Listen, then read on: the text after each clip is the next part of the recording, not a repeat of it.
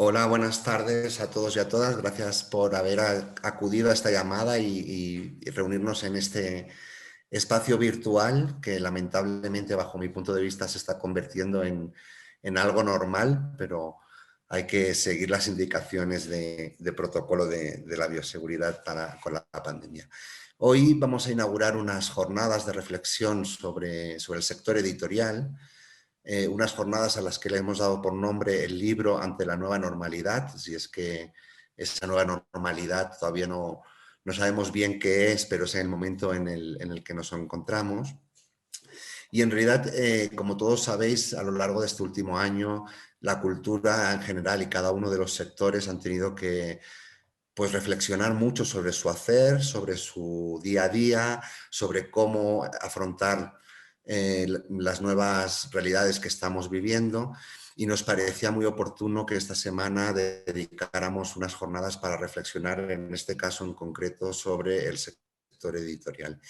Yo quería agradecer muchísimo a Fernando Barrientos de la editorial El Cuervo, con quien estamos coorganizando estas charlas, estas jornadas, porque desde la primera llamada que le hicimos dijo vamos con ello y se puso a trabajar en el programa, un programa que no se centra única y exclusivamente en la geografía de Bolivia, sino que pretende tener un mapeo, una visión de qué está ocurriendo en la región. De hecho, en el día de hoy contamos con personas de Bolivia, pero también de Chile, a las que también quiero agradecer que aceptaran la invitación que le hizo Fernando. Yo, sin más, os voy a dejar con Fernando, que nos va a presentar la mesa de hoy, y os invito a que nos acompañéis durante toda la semana para celebrar el Día del Libro, que, como sabéis todos, el viernes estaremos celebrando a nivel mundial el Día Internacional del Libro. Así que muchísimas gracias a todos. Fernando, te doy la palabra. Muchas gracias, Juan. Buenas noches. Eh, Quiero agradecer al Centro Cultural de España en La Paz por haber propiciado este espacio de reflexión y diálogo sobre el campo editorial, no solo en Bolivia, sino también en la región.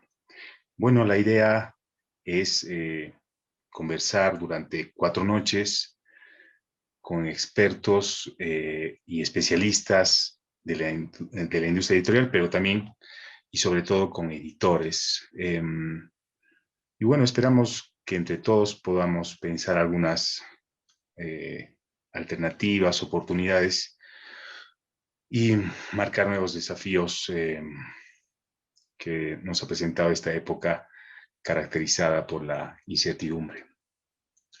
Eh, esta noche estamos reunidos con 3 personas para hablar un poco del diagnóstico general eh, de la industria general, de la industria editorial en esta época. Eh, un año en el que hemos estado confinados, ¿no? La mayoría de las librerías cerradas y en algunos de nuestros países acompañado además por una profunda crisis política y económica. Y bueno, con todos estos cambios, eh, me imagino que como en cualquier rubro, el nuestro, el mundo editorial, ha sido afectado, no solo en lo económico, sino también me parece en algunos fundamentos y principios en la industria. Y bueno, para eso hemos reunido a 3 personas para conversar sobre aquello y sin más preámbulos quería presentar a nuestros 3 invitados de la noche. La primera es Andrea Palet, ella es periodista y escritora y bueno, dirige en Santiago de Chile una editorial bellísima que se llama Laurel, pero además ella es una formadora de editores, algo no muy común en Latinoamérica. Ella es directora del Magíster de Edición de la Universidad Diego Portales, ahí en Santiago. También nos va a acompañar Eduardo Paz, que es sociólogo y que entre 2017 y 2019 tuvo a su cargo el Centro de Investigaciones Sociales dependiente de la Vicepresidencia, que es una entidad que promueve y produce investigación social y además los convierte en libros.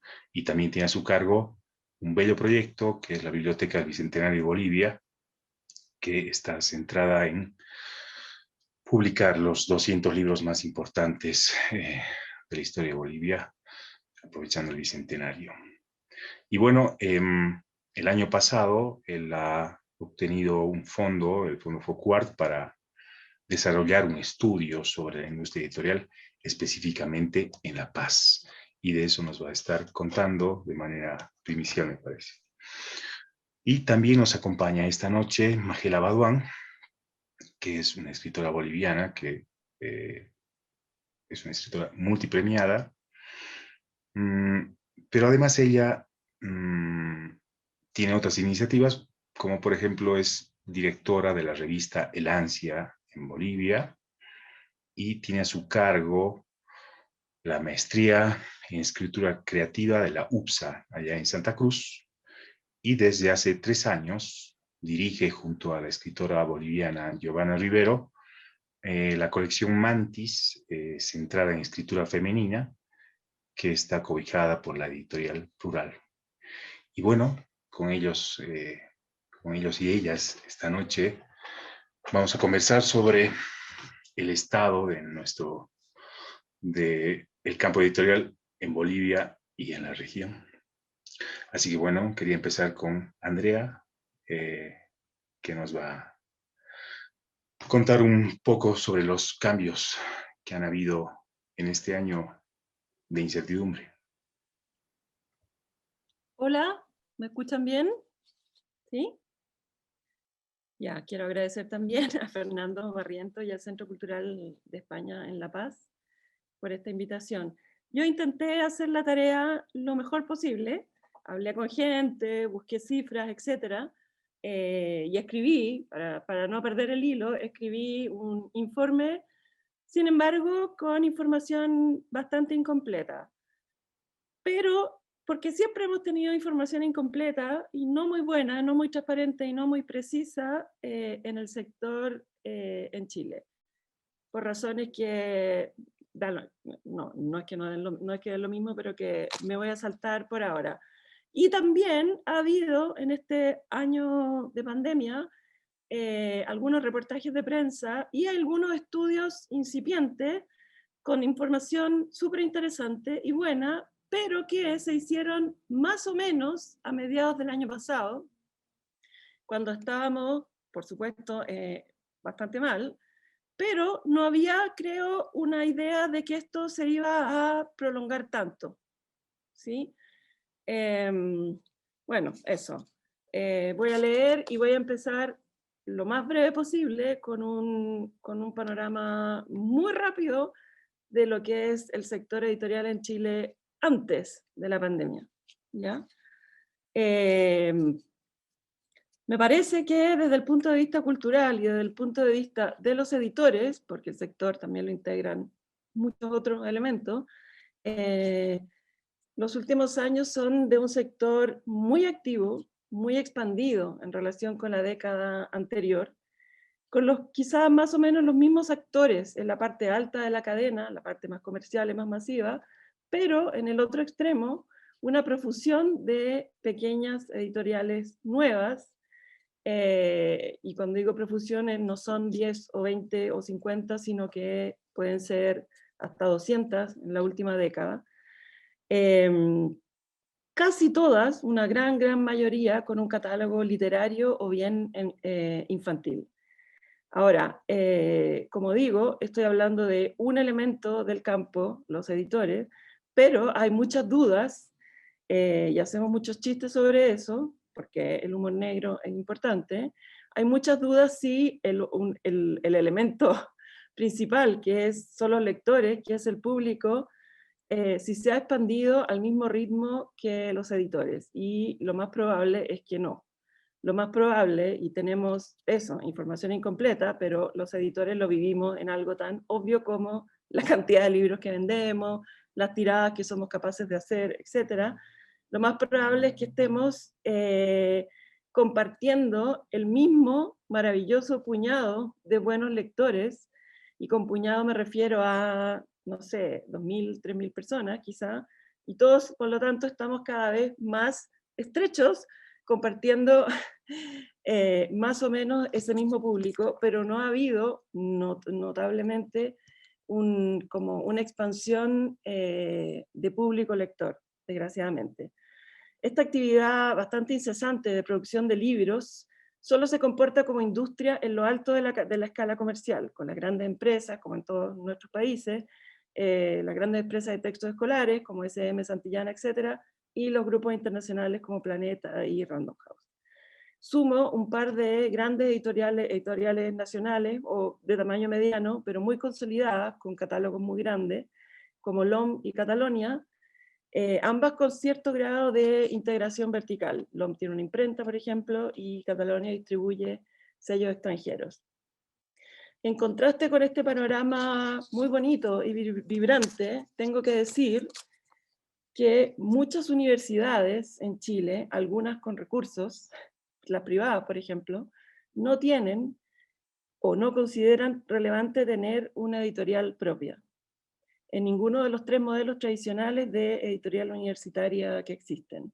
De unas más o menos 50 universidades que hay en Chile, no más de 8 o 10 tienen una editorial que se precie de tal, una editorial real, no una central de fotocopias, digamos. Y entre las que sí tienen, es muy reciente la incorporación de editores profesionales.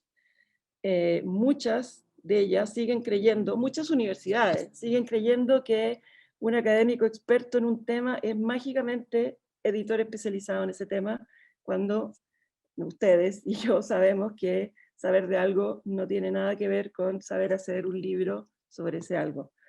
También hay ya a estas alturas, inexcusable retraso, estoy hablando de las universidades todavía, en la digitalización de las obras académicas y, por supuesto, en su puesta a disposición de la comunidad. En eso la pandemia ha ayudado, no sé si ayudar cuando hemos estado sufriendo y pasándolo tan mal este año es la palabra, pero en realidad ha empujado, ha apurado procesos de tanto en toda la cadena, en todas las editoriales, grandes, chicas, y en las universidades, el proceso de digitalizar, de hacer libros electrónicos, versiones electrónicas de los catálogos. Algunas, muy poquitas cifras interesantes de lo único que hay más o menos objetivo, que son los registros de títulos nuevos del ISBN, ¿sí? Lo que más se publica en Chile, pero con muchísima diferencia, un 44% del total, es literatura. Y la literatura la divide la Cámara del Libro en tres categorías: narrativa, ensayo y poesía. Y dentro entonces de la categoría de literatura, que es la que más se publica, más títulos publica por lejos en Chile, la narrativa tiene un 60%, un poquito más, lo que es bastante normal me parece, y el ensayo tiene un 10%, muy bajo, y la poesía un increíblemente alto, me parece a mí, 30%. 30% de títulos nuevos, estoy hablando del año 2020, pero los números son muy, muy parecidos los últimos 5, 7 años, son bastante bien estables. Por lo tanto, quizá no es tan loca la idea, esa idea que tenemos los chilenos de nosotros mismos como un país de poetas. Podemos discutir sobre la poesía, pero de que se publica y muchísimo. Las tiradas son muy bajas. El 81% de los libros que se publican en Chile tienen tiradas de menos de 1000 ejemplares. Y del total, un 63% de menos de 500 ejemplares. Es poquísimo. Y como no se registran, no tenemos información, ni ahora ni antes, sobre quiénes reimprimen, cuánto se reimprime. No hay cifras. Lo más probable es que la cantidad de reimpresiones sea muy baja. Y a eso me refiero, creo que lo dije antes, no lo sé, a eso me refiero con la idea de que nuestro sector, que es maravilloso por muchísimas razones, no es realmente una industria en buena parte, sino más bien una artesanía. Si creemos que en realidad se empieza a hacer industria con las reimpresiones, porque antes cada libro más o menos es casi un prototipo, muy lindo y muy trabajoso de hacer, pero algo casi único, ¿sí? me estoy saltando muchas cosas para no latear con el antes y discutir el ahora. En cuanto a librerías, hay poquísimas. Hay 355 en todo el país, un país con distancias enormes, muy largo, por lo tanto, muy difícil de abastecer, etcétera, etcétera. La gente que vive en provincia, en muchos lugares puede que no haya ninguna o solo una librería para un territorio enorme. Por supuesto, la mitad de la librería está en Santiago. Solo como referencia, yo sé que compararse con Argentina es bien deprimente, pero Argentina tiene alrededor de 1.600 librerías y nosotras, eso, 350 o por ahí. De ahí la importancia, sobre todo en el circuito independiente, de las ferias del libro. Cuando me escucha un europeo, un editor europeo o sobre todo un librero europeo, no entienden, y sobre todo los libreros no les gusta nada la idea, esta idea de que nosotros les demos tanta importancia a las ferias del libro, al circuito alternativo en el fondo. Pero lo que pasa es que no entienden que aquí mucha gente no entra a las librerías, nunca, nunca o casi nunca. Va a las ferias una vez al año, las ferias son los 3 últimos meses del año casi siempre, va a abastecerse de libros para todo el año, que tampoco son tanto, etcétera, etcétera. Y por lo tanto, eso para nosotros, igual que las librerías, que siempre van a ser un elemento absolutamente fundamental de toda la cadena del libro, las ferias hace tiempo ya que no son un canal secundario, una fuente de actividades, sino un elemento súper importante incluso de supervivencia del circuito alternativo o de las editoriales más nuevas o más pequeñas. Sobre la pandemia, con la información que tenemos, las señales son confusas. Hay gente, son confusas, hay gente que le está yendo muy bien, otra muy mal, otra pésimo, nadie ha cerrado, nadie ha quebrado hasta ahora. Mi sensación es que en general, por supuesto, con todas las excepciones del mundo, lo estamos pasando este año bastante mal. Pero hay mucha casuística en esto. No diría que, de ninguna manera que el panorama es claramente de aumento de lectura de libros, de compra de libros, como al parecer es en Argentina, o al menos así me lo contó una fuente muy buena que tengo allá.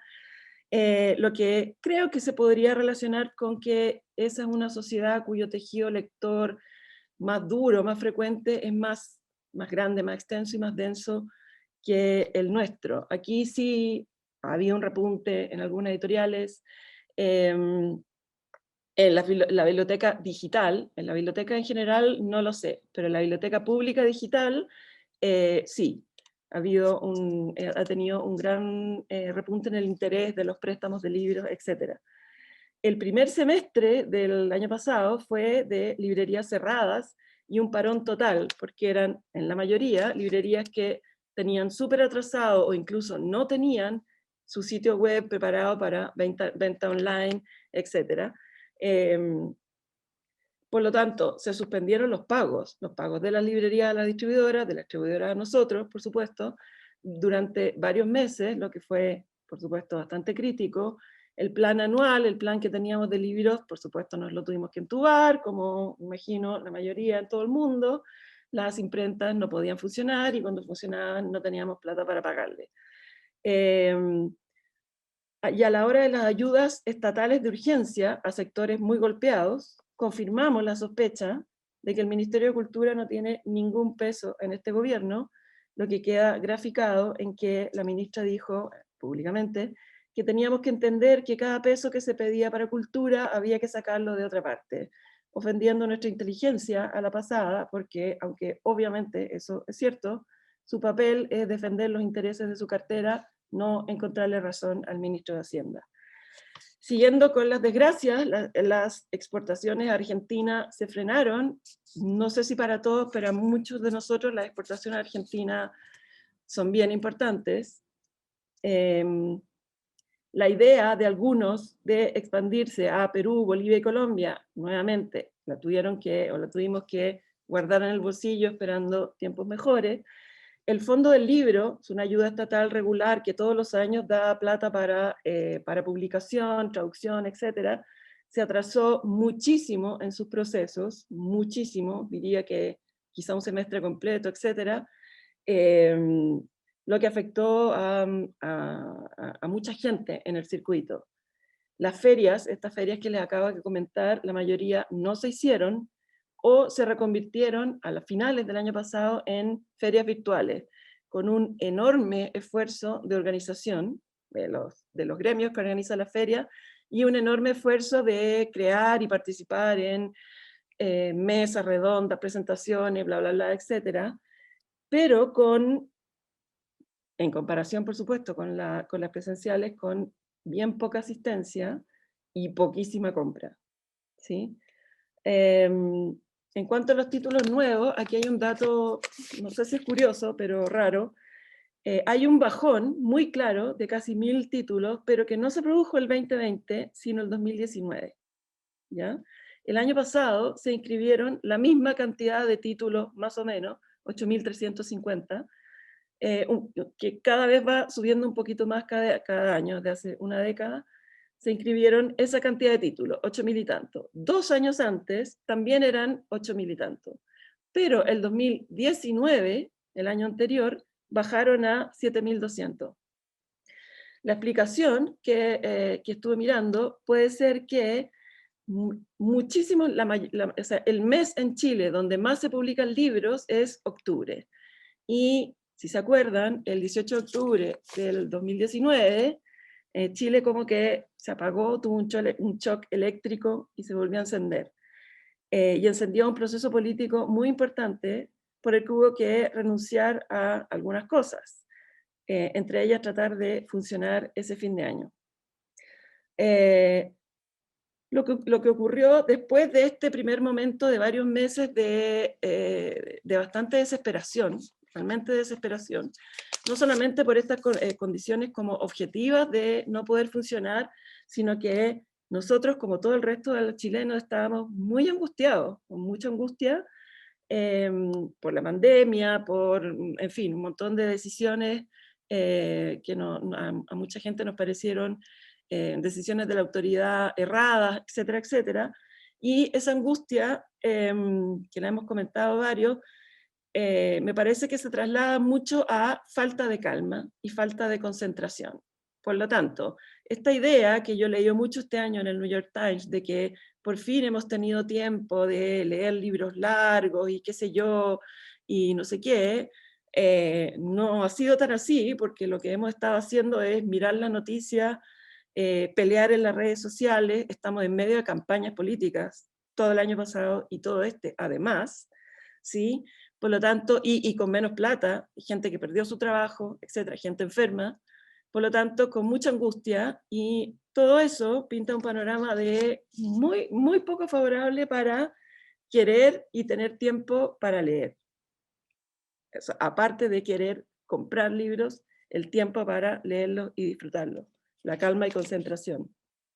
Las librerías, me parece que lo han pasado francamente mal, salvo Busca Libre, pero no la estoy considerando librería, porque han tenido que cerrar temporadas muy largas. De pronto reaccionaron y empezaron a hacer delivery, como todo el mundo, digamos, y como nosotros también, en bicicleta, en moto, como fuera.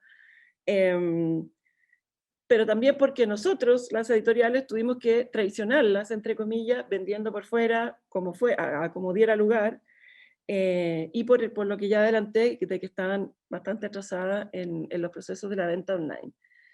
Pero rápidamente las editoriales reaccionaron y empezaron a inventar, por supuesto, iniciativas, etcétera, etcétera, para sobrevivir. Esto, de todo lo que estoy hablando, es un año de supervivencia.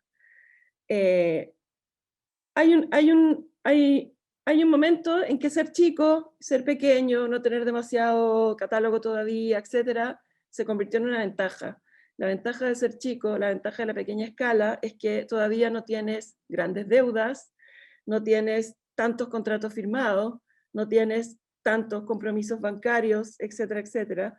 la mayoría, y esto no es bueno, pero en este caso sí lo fue, la mayoría de los editores trabaja en otra cosa, tiene un segundo trabajo, etc. Así que en último caso podrían haber hibernado, como en el fondo replegarse, guardarse, achicar por supuesto el plan editorial y esperar que pase, que se acabara este largo invierno y esperar un poquito mejor. También, la mayoría, se empezaron a mover más rápido, no es que antes no lo hicieran, pero esto claramente se aceleró nuevamente la digitalización de los catálogos. Todavía muchas editoriales, sobre todo literarias, como que no hacer libros electrónicos no les interesaba o quizás lo tenían para después, y hay una una alza muy notoria de inscripción por lo tanto, de títulos digitales. Y que era lo segundo, sí, bueno, y lo segundo es empezar a vender la venta directa, modernizar los sitios web, poner carrito, etcétera, etcétera. Esta segunda cosa que, como adelanté, no es tan buena, o sea, depende mucho del equilibrio, porque también hay que cuidar a la librería. Pero esas cosas hay muchas iniciativas muy lindas y muy vistosas para la prensa, sobre todo, como un par de editoriales que empezaron a vender en botillería o en panaderías, etcétera, etcétera, pero son casos muy, muy puntuales. Lo que sí hicieron todos los que pudieron es esto: tenemos que sobrevivir porque o sea, un contrato es una promesa, una promesa que tenemos que cumplir, por lo tanto, no podemos morir, aun cuando mis ingresos personales vengan de otra parte, y no morir implicó salir a hacer cosas que normalmente no hacemos, como ocuparnos directamente de las ventas, etcétera, etcétera. Otras dos posibilidades, hay una que a mí me interesa especialmente, pero no sé qué tanto aprendió en Chile. Ahora estoy hablando de los lectores.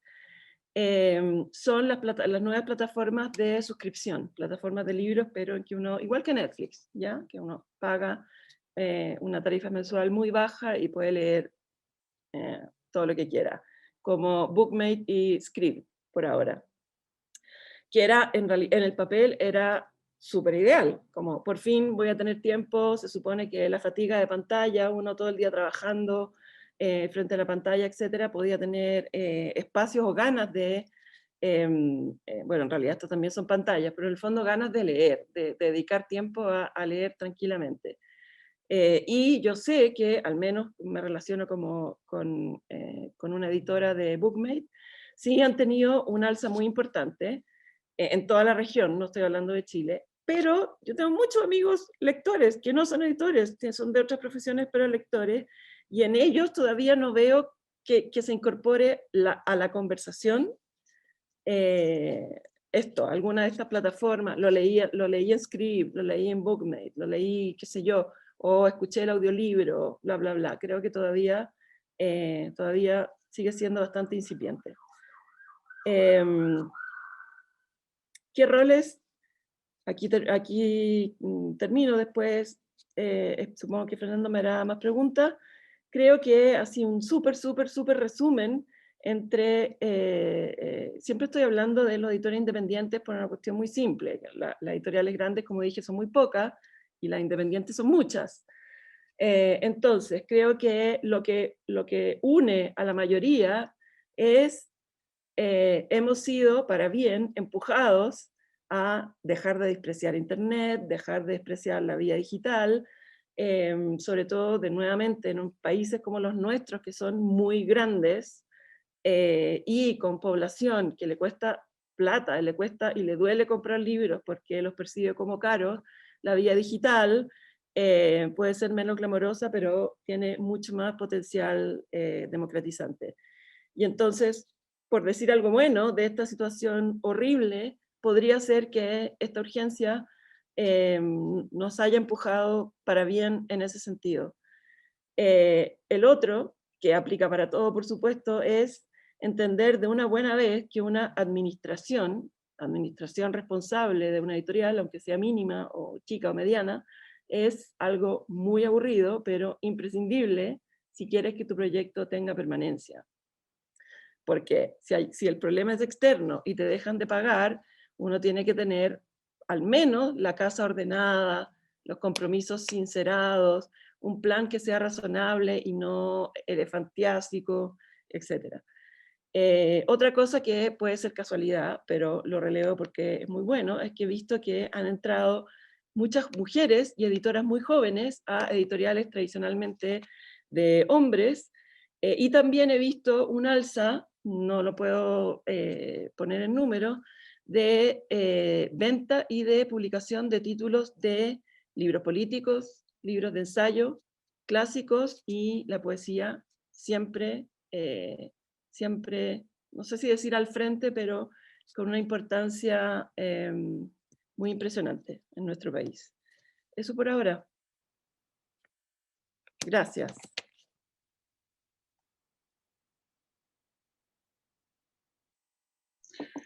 Gracias, Andrea.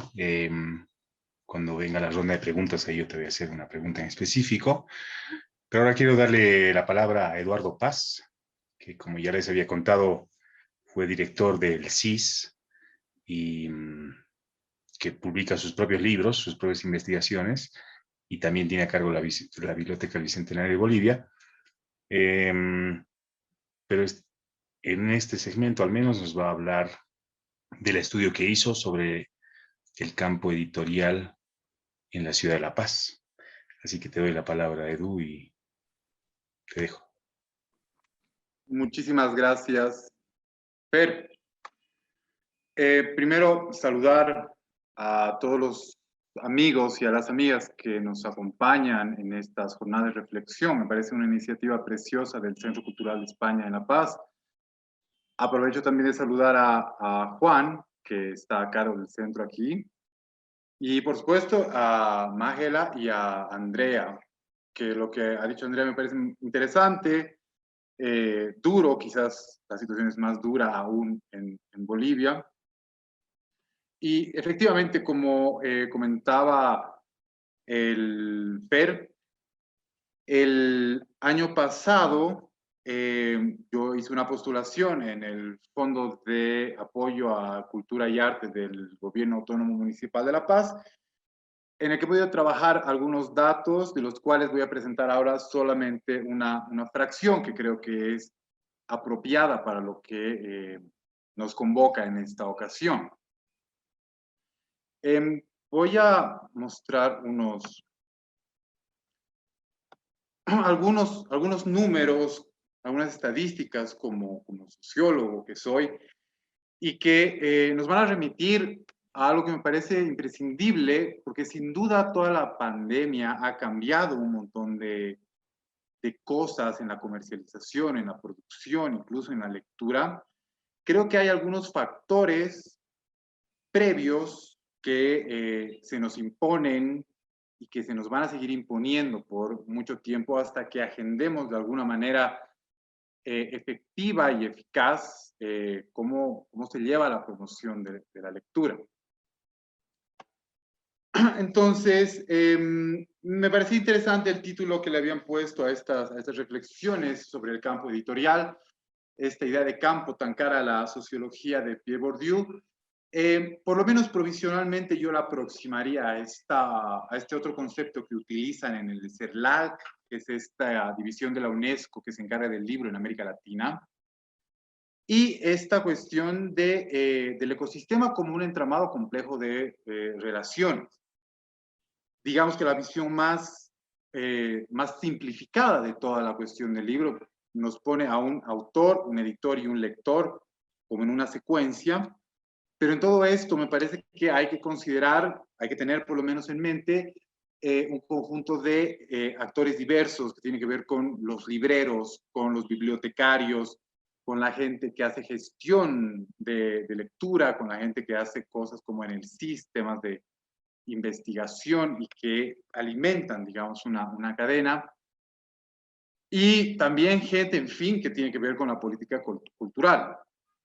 Yo quiero detenerme solamente en dos y voy a volar para no abusar del tiempo. Quiero partir de los lectores.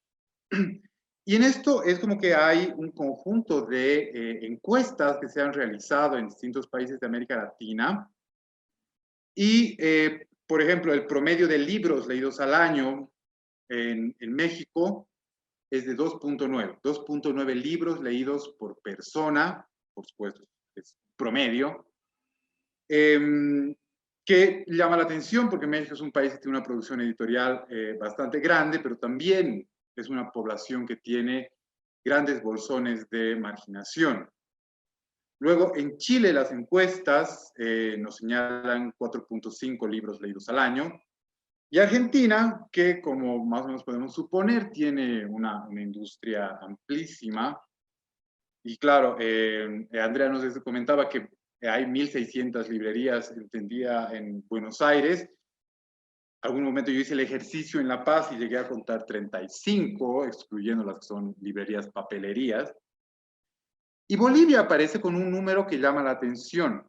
El dato lo saco de la encuesta nacional de hogares del 2017, que traía un módulo específico sobre consumos artísticos y lo que en general se llama consumos culturales, que no me parece la definición más feliz, pero ese módulo se aplicó en 2017.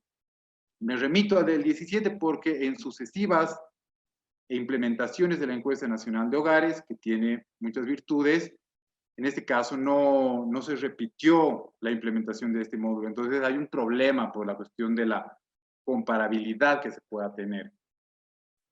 Como fuera, lo que yo he tratado de hacer es entender este 3.8 libros leídos por persona al año. Y uno encuentra como varias cosas que llaman la atención. La principal pregunta en la cuestión de libros es, en los últimos 12 meses, ¿usted leyó libros? Y del total de las personas que responden, porque no van a responder todos, es decir, podemos suponer que, por ejemplo, los niños entre 0 y 5 o 6 años que todavía no han aprendido no son personas que puedan responder a esta pregunta, aunque sí sus padres responden otras preguntas cuando ellos son sorteados en la muestra. En este caso, solamente entre los válidos, el 49.3% de los bolivianos responde haber leído un libro. Y la mitad dice que no, que me parece ya una cosa sustantiva. La mitad de la población boliviana te dice que no ha leído un libro en los últimos 12 meses. Entonces, nos queda solamente la otra mitad, 49.3. ¿Qué pasa cuando desagregamos este porcentaje? La encuesta pregunta también cuántos libros ha leído usted y además pregunta cuántos de estos libros eran libros escolares. Entonces, lo que encontramos primero es que la gran concentración de respuestas positivas a libros se encuentran en haber leído 1, haber leído 2 o haber leído 3. Y luego empiezan a bajar y, por supuesto, 11 o más libros es prácticamente un número marginal. La frecuencia es de 558 para el total de la muestra, que es de 38.200 y tantas personas encuestadas. Me parece que no es necesariamente raro, por supuesto se va a acumular la mayor parte en menos libros, pero es justo advertir que hay algún par de valores, gente que declara haber leído 120, 135, 150 libros, que van a jalar el promedio hacia arriba. Y hay un otro elemento que es importante en esto, y es el porcentaje de libros escolares. Si ustedes ven la columna que está hasta el extremo de la derecha, las personas que han leído un libro declaran en 54% que este era un libro escolar, de educación. Los que han leído 2 libros, igualmente van a decir que la mitad de estos un poco más, 58%, eran libros escolares. En la tanda de 3 y 4 libros vemos que ese porcentaje sube, 60, 65. Entonces, esto me estaba llevando a una, algo que en realidad uno podría haber supuesto sin tener que dar tantas vueltas por la encuesta, pero que queda claramente plasmado finalmente en esta. En los libros totales que habían sido leídos según categorías de edad. Por supuesto, en la tanda de edad de 0 a 9 años, el porcentaje total de los libros son 14.8. Es decir, los chicos que están entre 6, 7, 8, 9 años leen 14.8 de los libros que se leen en el país. Me parece evidente que en la tanda de 10 a 19, donde los chicos están terminando la primaria y empezando la secundaria, es donde se acumula la mayor parte de las respuestas positivas. 40.5% de los libros que se leen en Bolivia se lee por gente que está entre 10 y 19 años.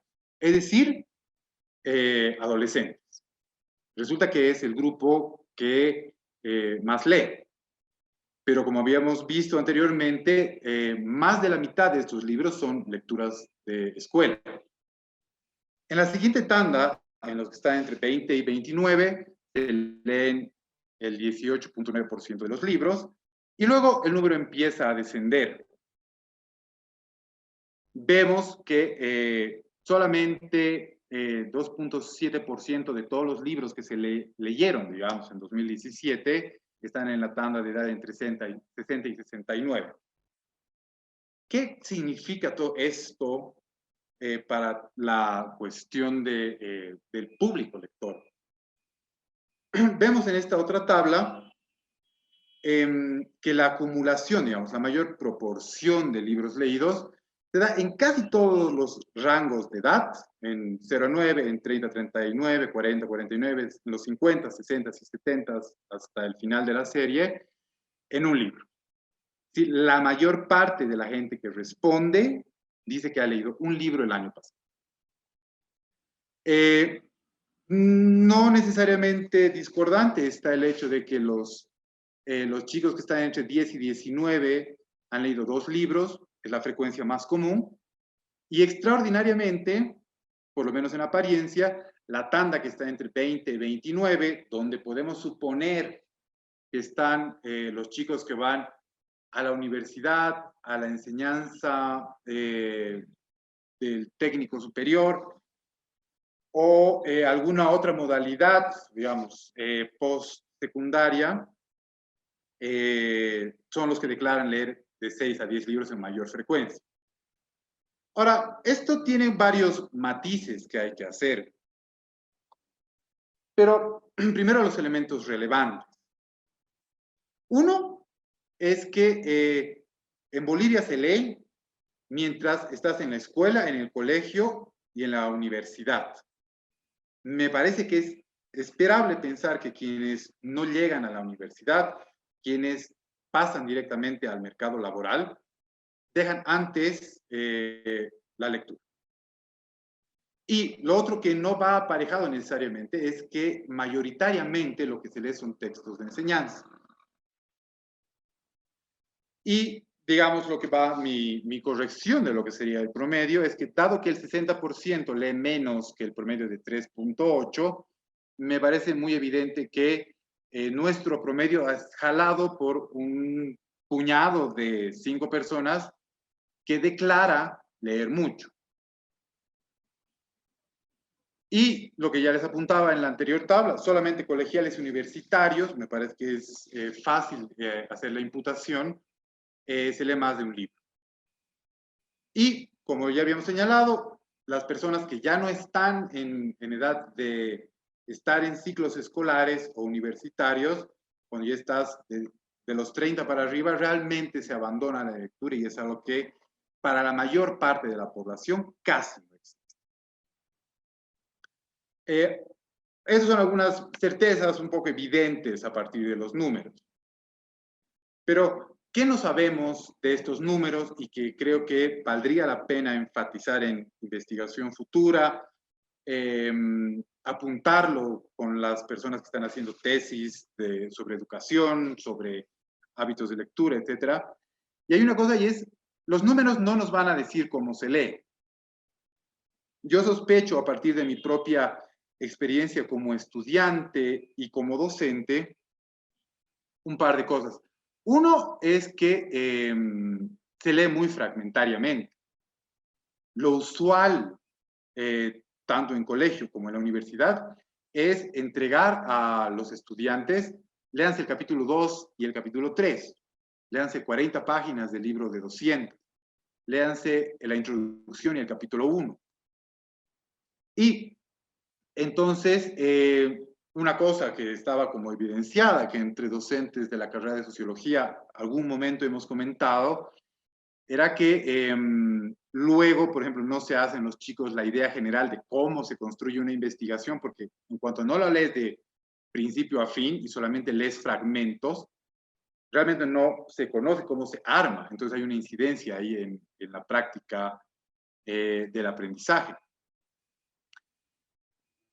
Otro detalle que es de orden metodológico es que no sabemos cómo cuentan lo que leen. Es decir, si ya leíste las 20 páginas, las 30 páginas que te encargaron, cuentas el libro como leído, lo reportas en una encuesta de esta naturaleza como acabado, es posible que sí. En todo caso, es algo que merece mucha más atención. Y luego está el hecho de que un chico que está, por ejemplo, en la promoción, que está para salir bachiller, posiblemente tenga un texto de historia, un texto de biología, un texto de matemáticas, un texto de física. ¿Cuántos de estos se leen, digamos, como se lee un libro de principio a fin, o son utilizados más bien como libros de consulta? ¿Cuántos son solamente referencias de donde se toman algunos contenidos?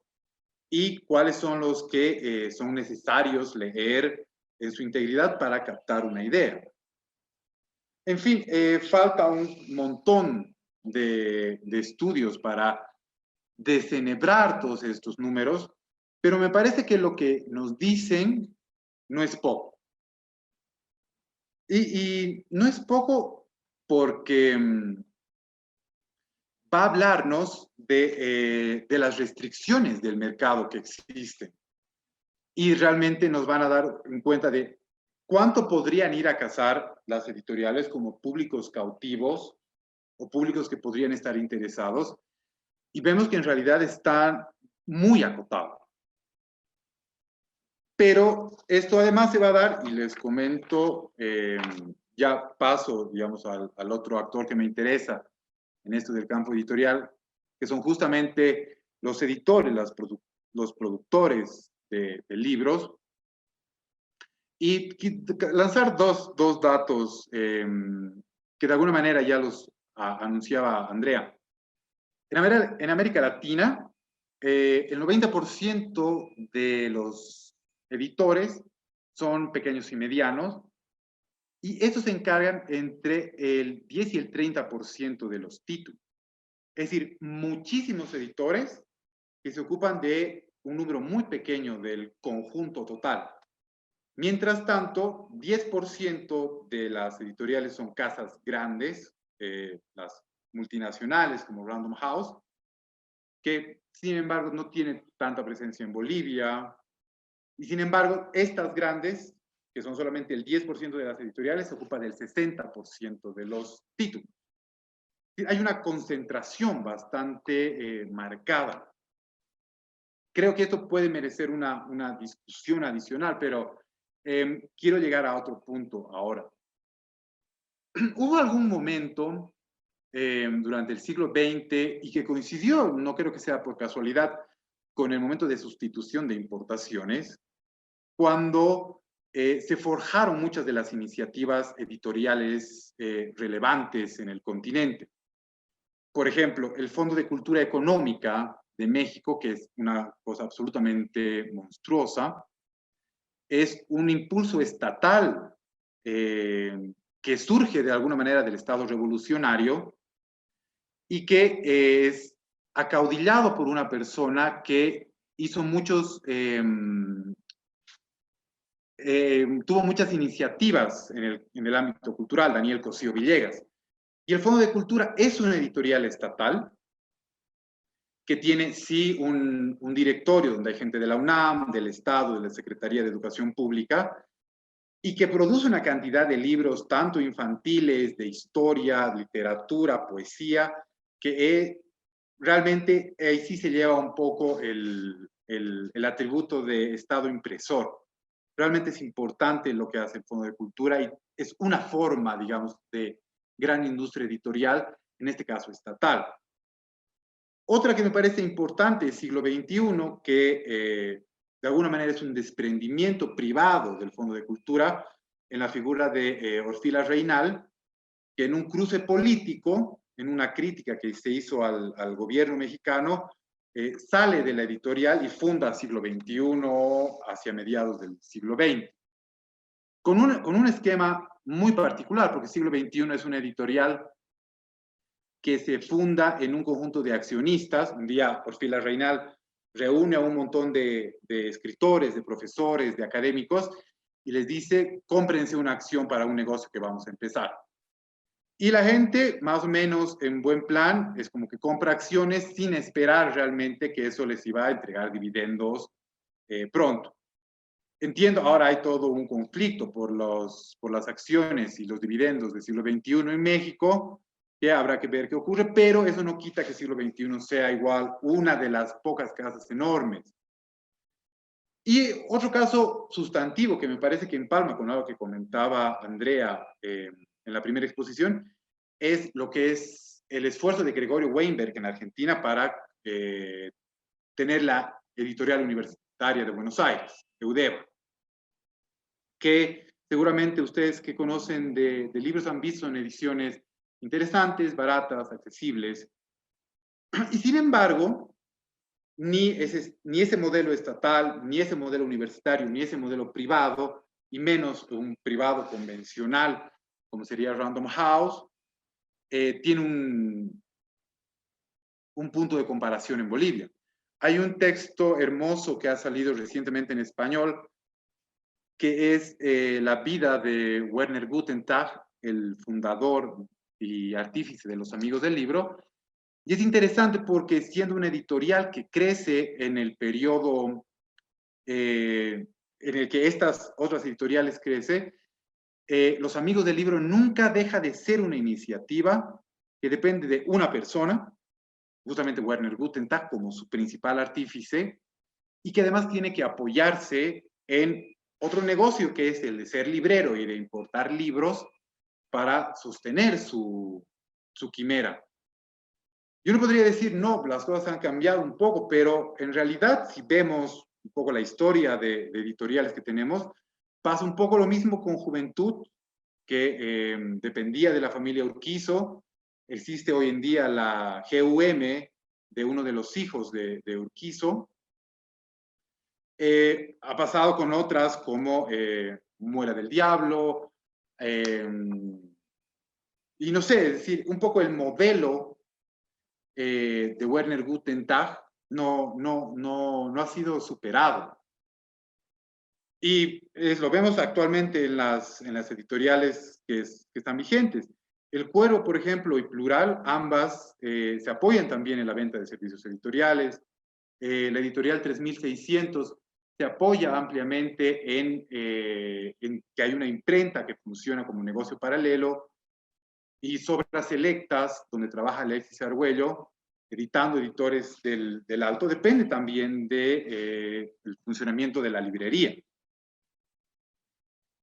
Entonces, hay una doble coincidencia ahí entre un mercado muy estrecho y un conjunto de editoriales que no van a exceder ciertos tamaños porque no hay una condición de mercado que lo permita.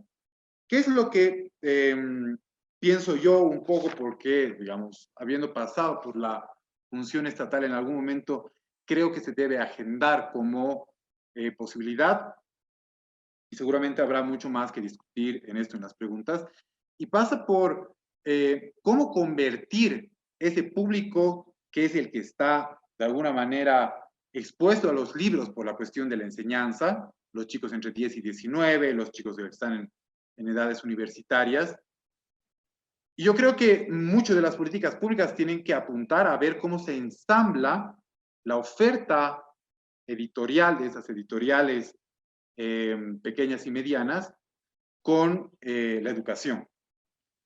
Creo que otro plan en el que se podría intentar fomentar la lectura en otros grupos de edad son planes que necesitarían como mucho más esfuerzo, posiblemente inversión, y además esperar un conjunto de resultados en un plazo mucho mayor. Creo, por lo que les he mostrado, que si hay algo que ensamblar, es la relación entre las pequeñas editoriales, el ámbito de la educación secundaria principalmente, y la actuación del Estado en la conexión entre las dos cosas. Entonces, no es necesariamente una idea que se escape de los márgenes con los que uno podría pensar, pero creo que manejar estos datos para pensar esa relación es algo que puede ser productivo. En fin, digamos, lo dejaría ahí por ahora y espero que en el diálogo podamos redondear algunas de estas ideas. Muchas gracias. Gracias a vos, Eduardo. Volvemos entonces a ciertas inquietudes cuando estemos en la ronda de las preguntas. Ahora le quiero ceder la palabra a Mahela Baduán, que como les decía, además de ser escritora, dirige junto a Giovanna Rivero una colección que se llama Mantis y que está especializada en literatura femenina. Entonces le quiero ceder la palabra perdón, a Mahela. Hola, buenas noches.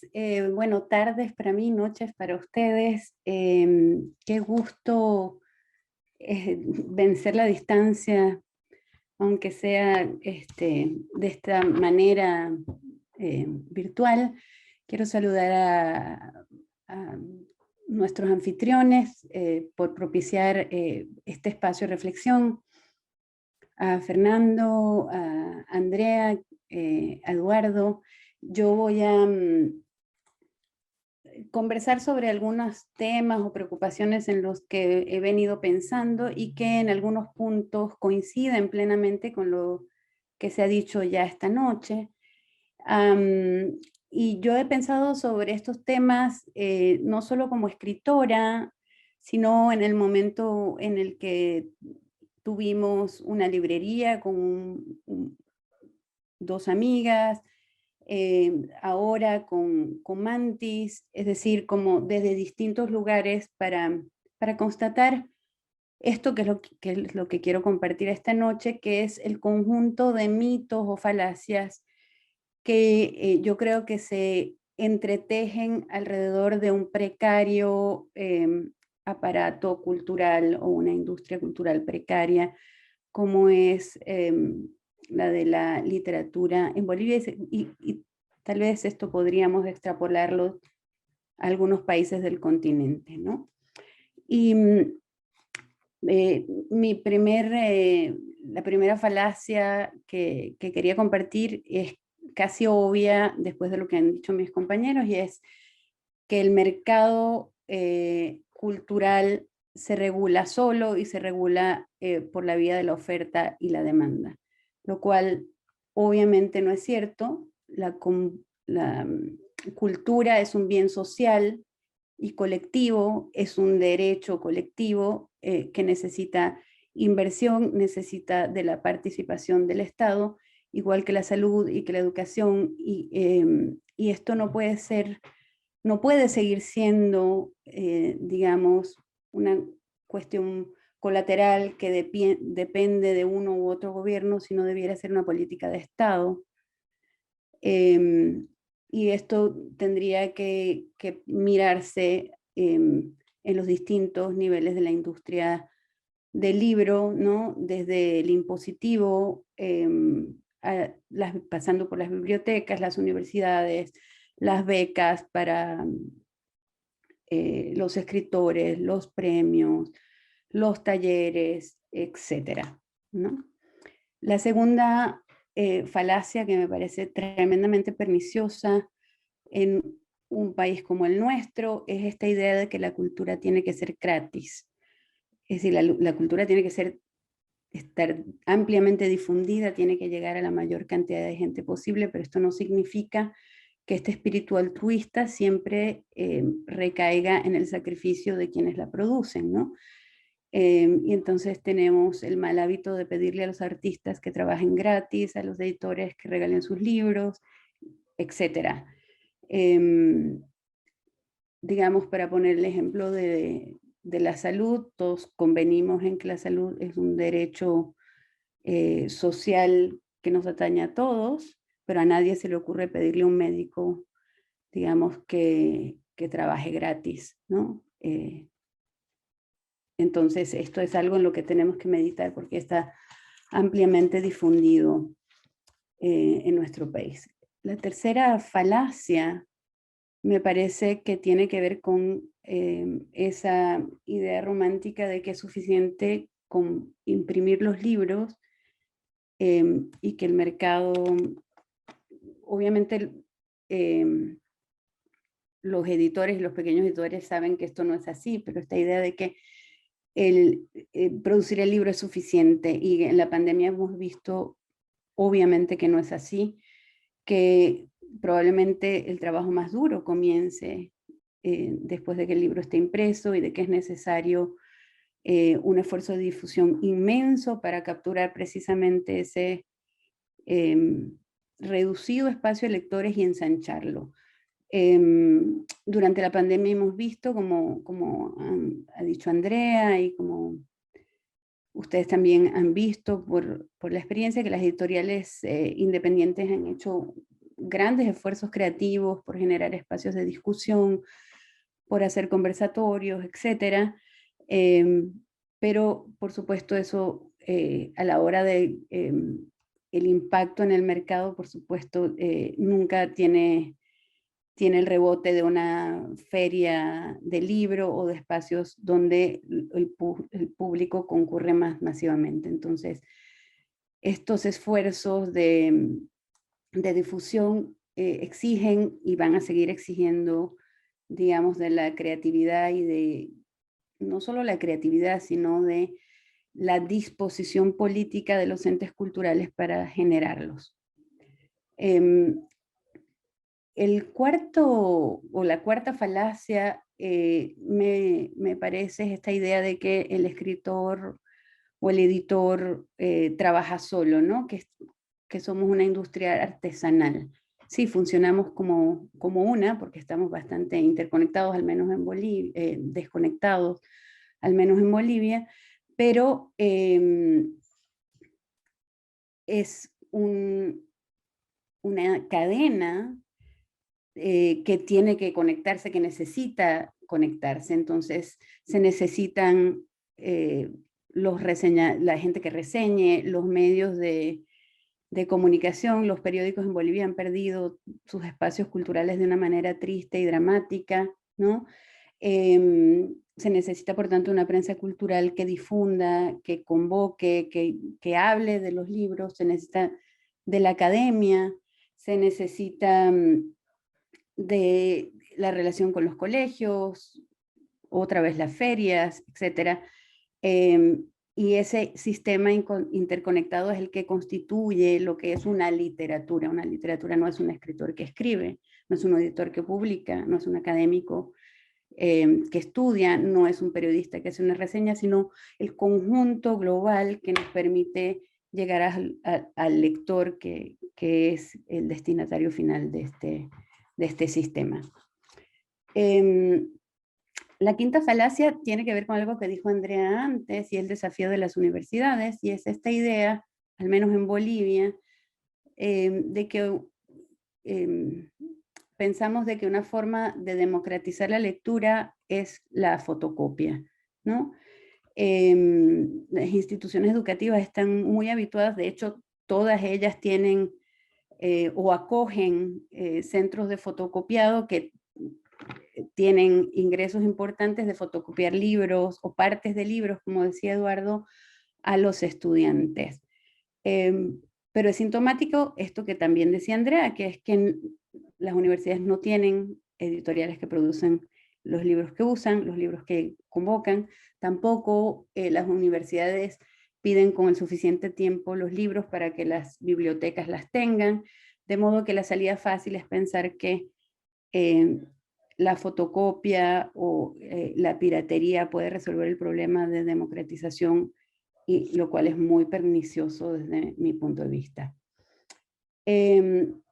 Una siguiente falacia es pensar que la literatura, la escritura, es algo que no se puede enseñar, que no se puede aprender, que es un oficio de elegidos, y por tanto circunscribir esto a como una singularidad particular.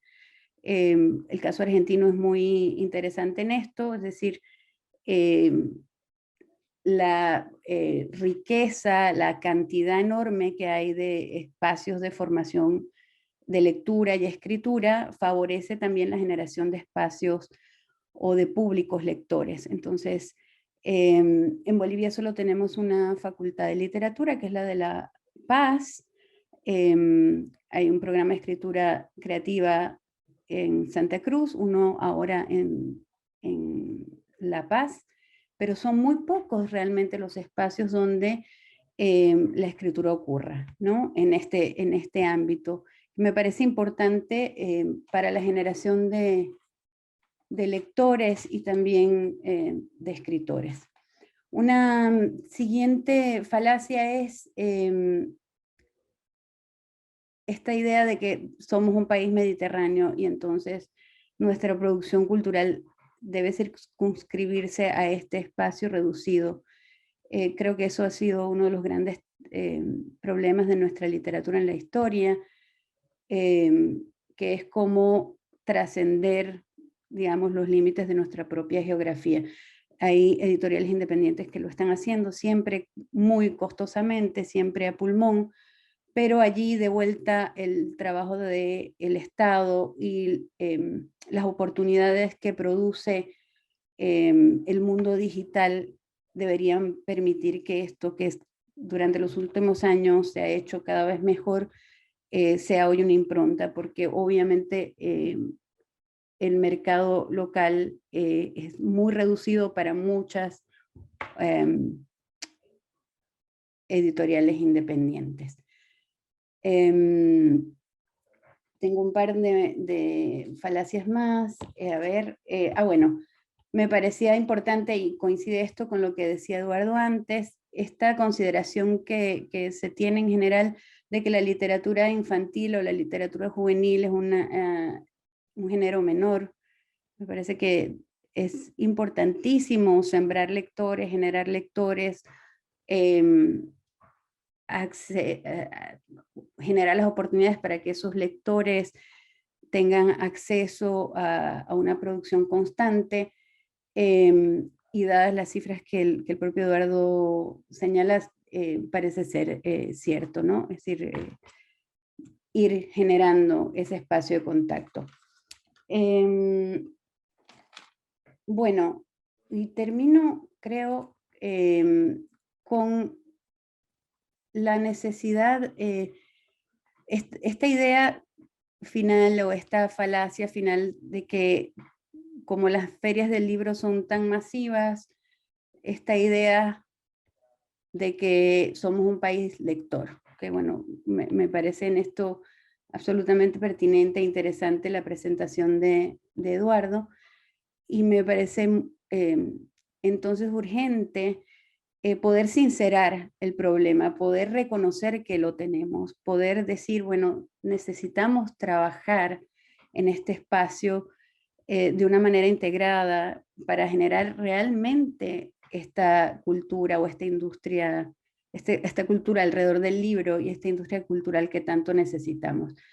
Y esto tiene que ver con que podamos reconocer que para que esto ocurra, los editores tienen que poder vivir de sus libros, los escritores, ojalá algún día, eso es tan utópico, pero debiera ser así, puedan vivir de sus libros, los libreros puedan vivir de sus librerías y así, porque eso va a significar que tenemos una masa lectora importante que hace que el sistema funcione y no tengamos 30 librerías, sino un número muy importante, ¿no?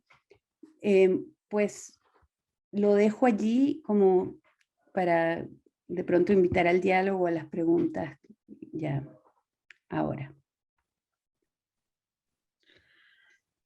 Muchísimas gracias, Magela. Me parece que ahora podemos pasar a la ronda de las preguntas, luego de estos test diagnósticos muy reales de la situación del campo editorial, tanto en Chile, y me atrevería a decir en la región, y especialmente en Bolivia. Yo tenía una pregunta, una inquietud que compartí con Andrea, que es, ella al ser directora de una maestría en edición, este año al volver a clases de manera virtual, has cambiado en algo el pensum, has cambiado tu perspectiva a enseñarle a los nuevos editores que se vienen tareas del oficio más importantes que otras. ¿Cómo ha afectado tu labor como formadora de editores esta pandemia y esta crisis política?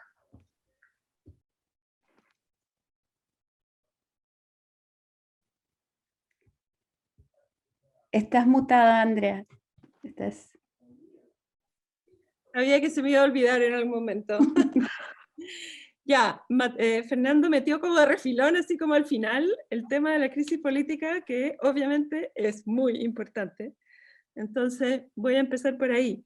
Y sé que se refiere, porque lo hablamos, a algo que a esta altura ya es más que una crisis política en Chile, es probablemente, y con todos los problemas que estamos teniendo y vamos a tener, es más que una crisis, es casi un cambio de época, un cambio de fase por lo menos. ¿Sí? Entonces, respecto del estallido social, que es la manera más corta y que todos entendemos fácilmente, que empezó en octubre del 2019, se ha notado en los alumnos claramente un aumento muy evidente en los proyectos de grado, en las tareas, en sus proyectos finales, eligen proyectos mucho más políticos que antes. Está en el ambiente, hay proyectos muy coyunturales, otros que no, pero no importa.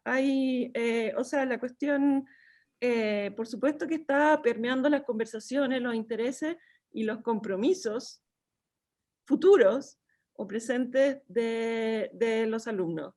Y eso, más allá de que después se dediquen a otra cosa, eso no importa.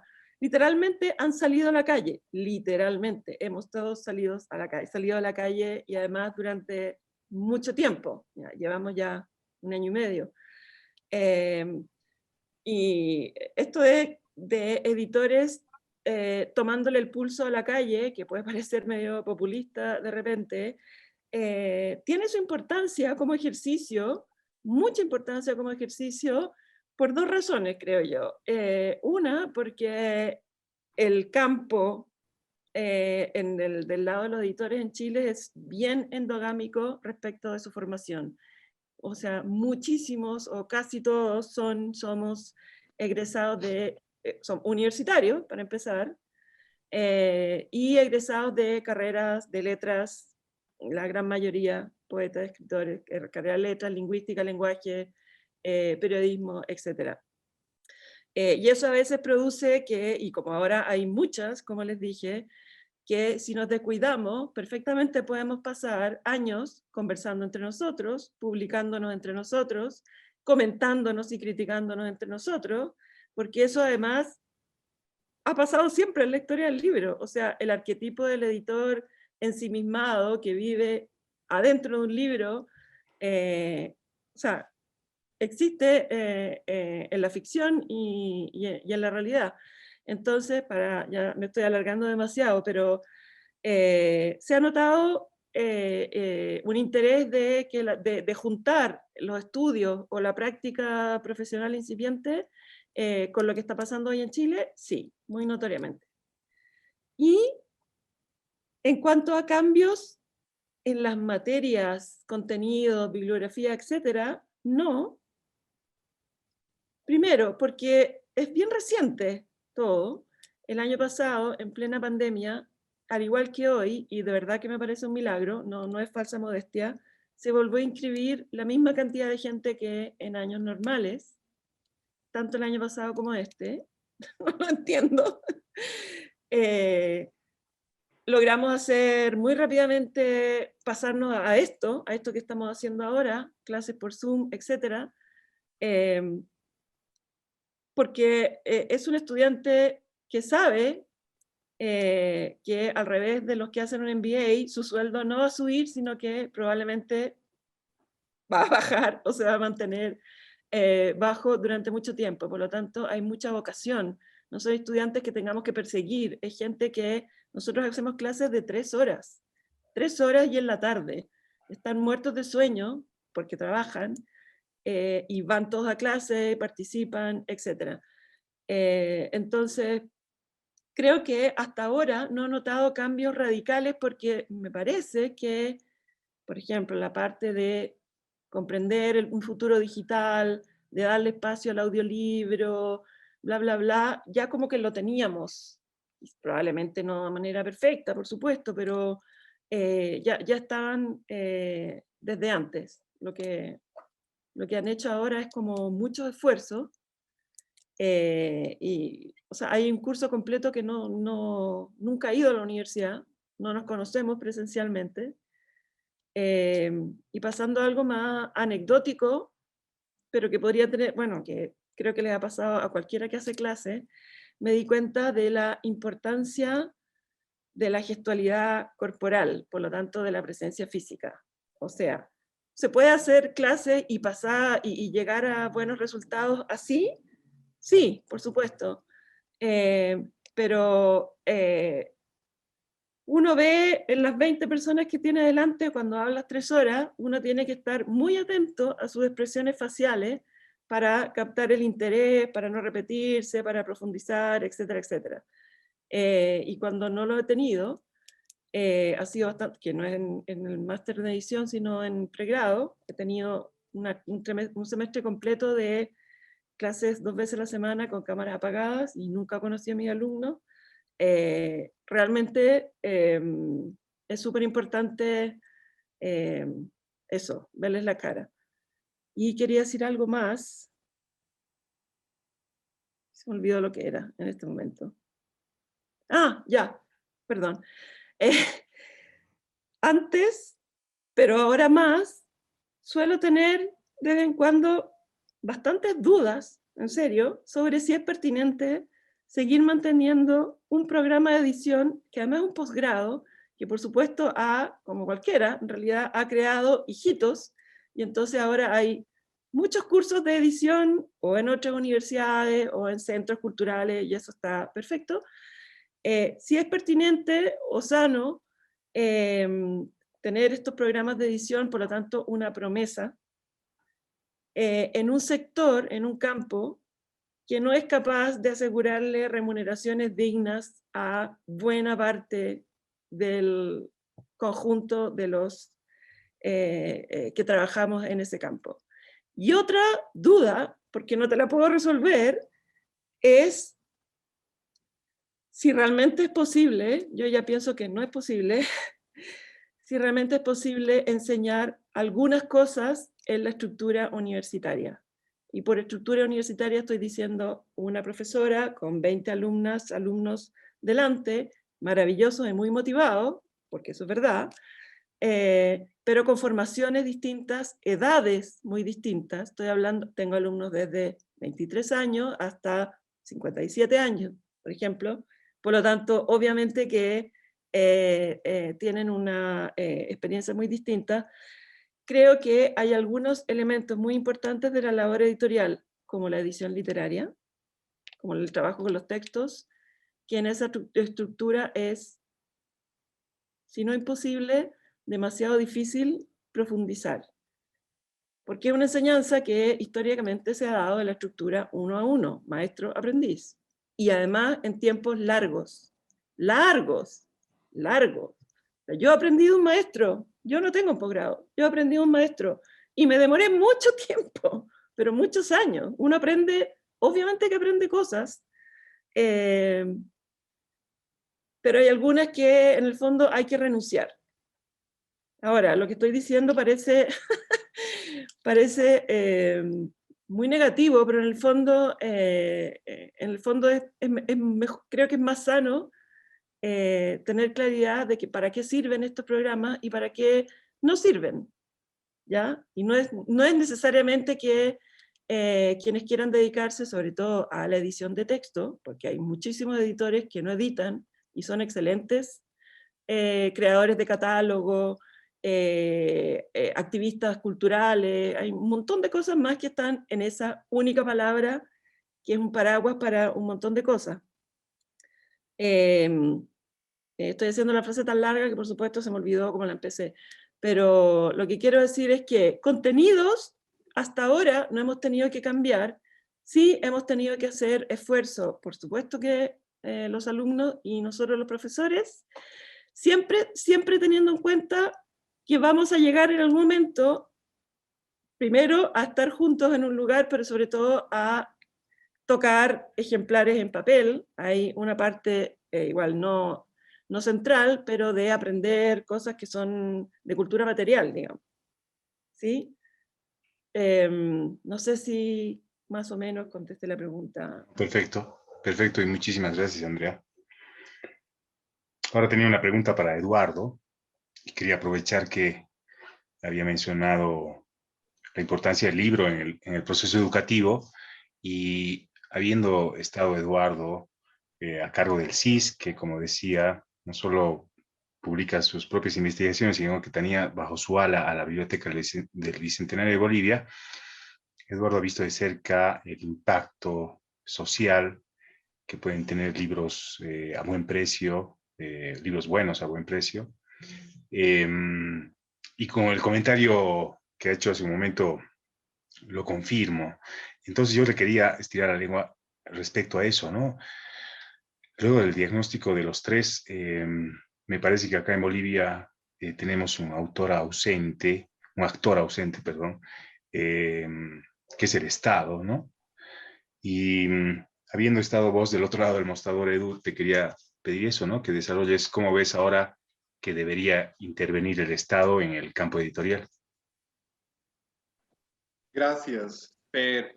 Voy a aprovechar tu pregunta para comentar algo que decía un compañera, Suani Chazaro, que me preguntaba por un dato de la estadística sobre México, porque me citaba que el Instituto Nacional de Estadística y Geografía, el INEGI, había sacado el 23 de abril un promedio de 3.4 libros. Sí, efectivamente, el dato que yo tengo de eso es de una encuesta que hace Conaculta, que me levanté a buscarlo, a ver si lo tenía cerca para ver el año, creo que es de 2015, entonces sí hay una diferencia de tiempo entre una y otra. Y en todo caso, no estoy seguro si INEGI y Conaculta comparten las metodologías. No me parece necesariamente una diferencia, digamos, flagrante entre 2.9 y 3.4. Me parece que la idea en general funciona. Para ir a lo que me preguntaba el Fer, había muchas cosas muy interesantes en la Biblioteca del Bicentenario, de la que yo me alegro que todavía sigue funcionando. El director actual, Giovanni Samanamut, me parece que él ha puesto mucho empeño en unas condiciones muy adversas, como las que han comentado justamente Magela y Andrea, sobre cómo ibas a vender libros en esta época de pandemia. Y bueno, ahí están, digamos, al pie del cañón sacando todavía. Debe ser un mes, yo los acompañé en la presentación de una obra completa de un escritor marxista ya casi olvidado, José Antonio Arce. Pero es interesante porque cuando yo entrevisté a personas del mundo editorial como vos, Fernando, Alexis, Mauricio Sousa, que pasó por Plural, a la Liliana, etcétera, realmente era muy notorio la diferencia de condiciones materiales en las que funciona una editorial pequeña, que prácticamente son operaciones unipersonales que a veces suman equipo, y lo que era el equipo del Centro de Investigaciones Sociales, tanto en Biblioteca del Bicentenario como en la parte de investigación.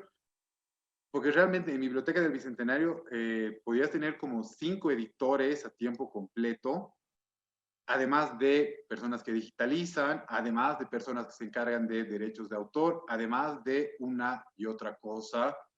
Entonces era un equipo grande y claro, los precios eran absolutamente subvencionados. El costo de un libro de la Biblioteca del Bicentenario es el costo de impresión con un redondeo hacia arriba para que sea más fácil vender. Entonces podía salirte que te salía 43 bolivianos con 70 centavos un libro, estaba redondeado a 45. Pero yo creo que era valioso el esfuerzo porque había muchas cosas que de otra manera no saldrían más, nunca se reeditarían, o son productos que no existirían de otra manera. Por ejemplo, yo creo que habría que ser muy valiente como editor, realmente alguien de un preciosismo y de un público muy, muy singular, quien se anime a sacar con una editorial pequeña, independiente, La lengua de Adán, de Emeterio Villamil de Rada. La lengua de Adán no era un libro popular ni siquiera cuando se publicó a principios del siglo XX.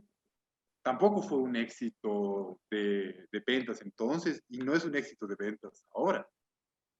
O luego, por ejemplo, hay cosas que, a las que se arriesgó el CIS cuando estaba Amaro Villanueva de directores, que se hizo la antología de literatura infantil, que debe ser lo más comercial que se ha sacado. Es un libro que, y la antología de cuento también, los dos, literatura infantil y cuento, que han tenido un rendimiento increíble de librería, pero son libros, igual, son volúmenes bastante gruesos, de 600, 500 páginas, que cuando salen bien es una maravilla, pero cuando salen mal, solamente el Estado puede encarar esa pérdida. Y realmente yo no creo que nadie de las pares administrativas escuche una charla como esta, pero claro, realmente si supieran los trasfondos de todo eso, estarían más pendientes de las finanzas de los libros. Es muy complicado, pero yo creo que la biblioteca tiene una estampa muy precisa. Es una colección muy especial de 200 libros, que tienen que ver con el Bicentenario. No creo que un plan de participación del Estado en el mercado deba seguir ese rumbo. Creo que, no sé si tanto el Estado o más la universidad debería tener como mucha más iniciativa editorial. Por ejemplo, ya lo habían comentado Andrea y Magela, es llamativo. Una de las pocas revistas que tiene un periodo de publicación muy amplio es temas sociales de la carrera de sociología. Compite con alguna otra que se hace en el Instituto de Estudios Bolivianos. Pero más allá de eso, de unos esfuerzos muy específicos de la carrera de sociología o de literatura o de historia, no es como que encuentres textos de investigación o de ensayo que se haga en la universidad. Yo creo que debería potenciarse mucho la editorial universitaria, en los sentidos que se han comentado antes, y que por el otro lado, lo que debería hacer, realmente es lo que yo siento, es adoptar algunos modelos que se utilizaron en otros lugares. Es decir, tener como un conjunto importante de concursos, de poesía, de cuento infantil, de novela infantil, en la que pueda lanzarse a concurso editoriales pequeñas, y la que gana sabe que va a tener un contrato importante para distribución escolar. Ahora, bien, realmente yo creo que en eso hay que tener como, poner algunos énfasis en las cosas que ya hacen las editoriales independientes bolivianas. Es decir, es mucho autor boliviano, mucho autor joven, hay una interesante variedad de autores. Hoy me parece que hay una cosa muy interesante en la literatura cruceña, en la literatura cochabambina.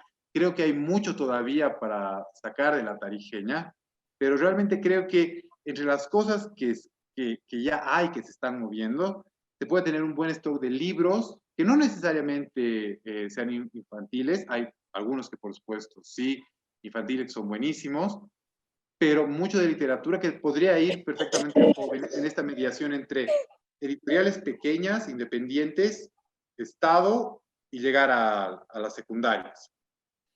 Insisto mucho en que sean las editoriales independientes bolivianas, porque creo que uno de los riesgos, y esto ya es, digamos, una toma de posición política muy particular, que uno de los riesgos de las grandes editoriales, de los grandes conglomerados, es la homogeneización de su oferta. Y esto yo creo que se nota incluso en algunos profes, y en muchos, se ven muchos stands de librería. Hay como una oferta muy semejante, que tiene un estilo muy parecido. Me voy a dar una cosa, por ejemplo, al Código Da Vinci, que ya debe tener 15 años que salió, que si bien puede ser una cosa emocionante cuando se lee, tiene un mundo moral, tiene un conjunto de arquetipos, de recursos narrativos, que son justamente de manual. Y vos te vas a una novela de John Katzenbach y es lo mismo, son los mismos recursos, es el mismo tipo de intriga.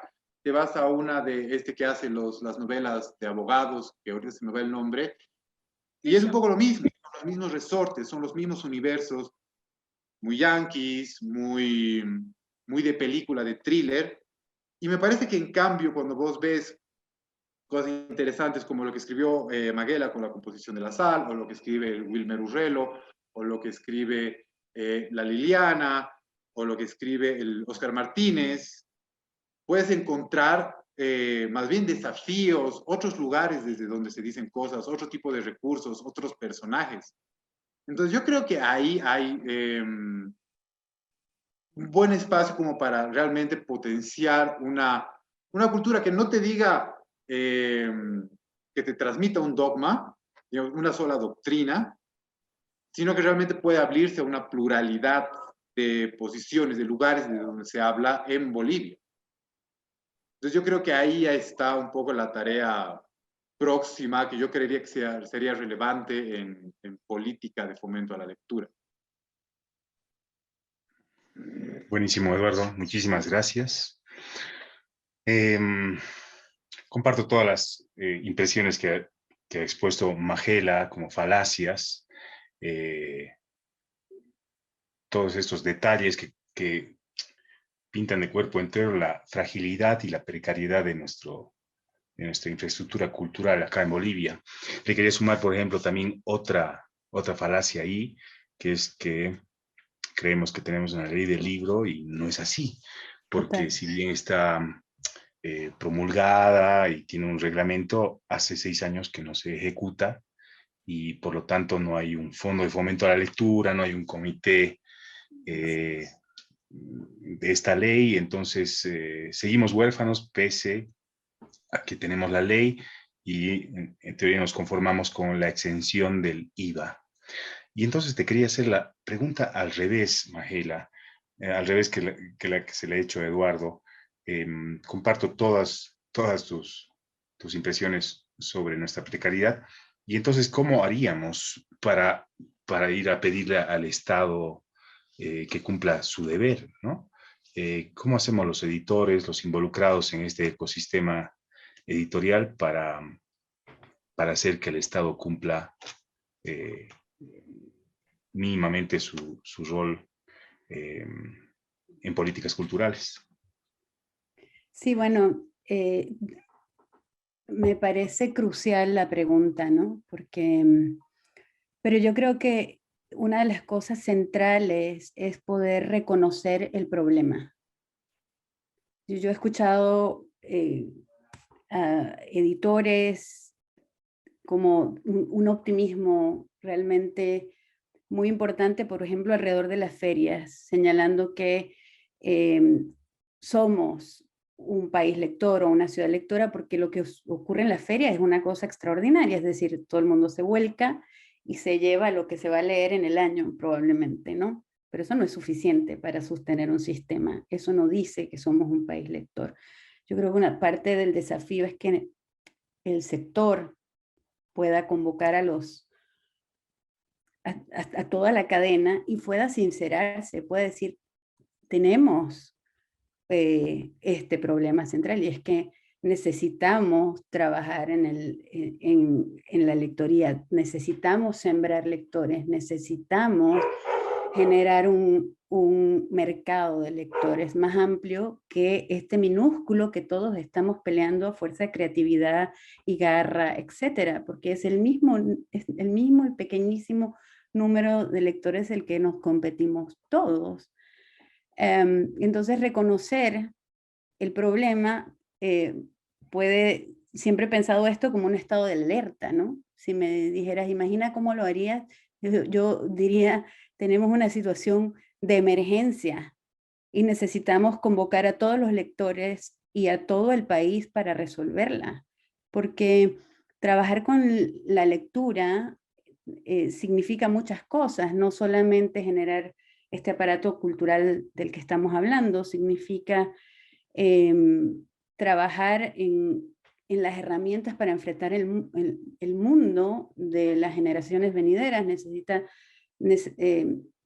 significa dar herramientas para el pensamiento, significa generar el pensamiento crítico, etcétera, toda esa serie de beneficios que todos conocemos.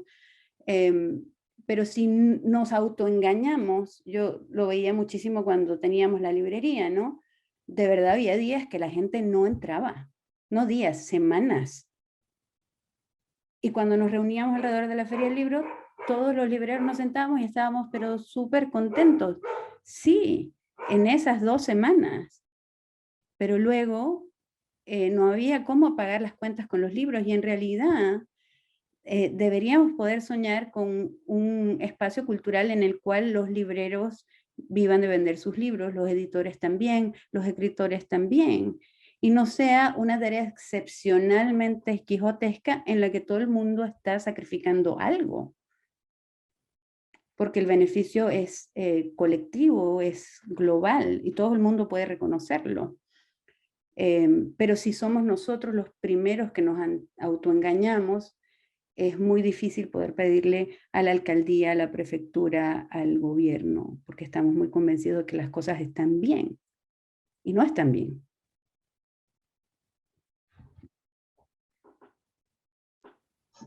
Muchas gracias, Mahela. Bueno, hemos tenido alrededor de 1 hora y media de diagnósticos, un poco cruentos, pero muy reales de la situación del campo editorial, tanto en Bolivia como en Chile, a través de Andrea. Y bueno, les quiero agradecer de nuevo a los tres por haber aceptado conversar esta noche sobre nuestro rubro, y si quieren o si tienen algo pendiente para decir, me encantaría que lo digan ahora. O callar para siempre. O callar para siempre. Igual esta conversación va a quedar grabada en el canal de YouTube del Centro Cultural de España, y me parece que va a servir para aclarar muchas dudas y muchas falacias, como ha dicho Mahela, en el rubro editorial. Así que de nuevo, gracias a ustedes y gracias al Centro Cultural de España por haber propiciado este espacio.